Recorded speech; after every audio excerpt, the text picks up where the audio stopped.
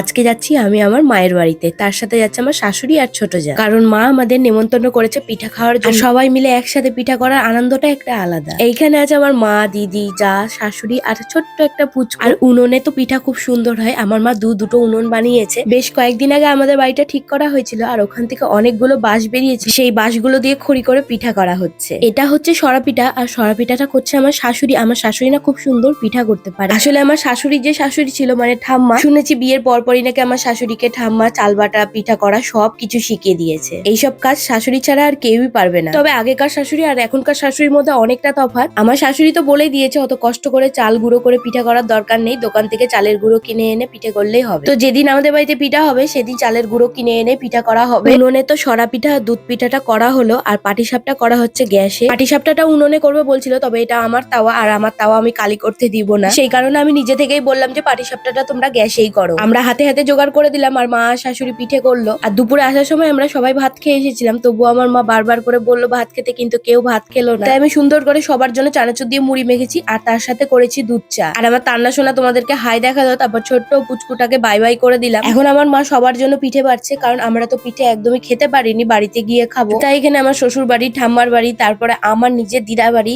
সবার জন্য টিফিন বাটিতে প্যাক করে পিঠেগুলো দিয়ে দিল, আর আমরা যাওয়ার সময় সবাইকে দিয়ে দিই। এখন আমরা বাড়ি যাচ্ছি, আমার মার মনটা খারাপ, আর তান্না তো আমাকে বারবার করে বলছে মাম্মাম থেকে যাও, কিন্তু থাকা হলো না। তারপর আমি আর আমার ছোট যা বাড়ির সামনে এসে ফুচকা খেয়ে নিলাম। রাতের খাবারে মুড়ি আর ভাত দিয়েছি, আর তার সাথে তোমাদের দাদাভাইকে ফ্রাইড রাইস গরম করে দিয়েছি। ভাতও একটু তোমাদের দাদাভাই খাবে।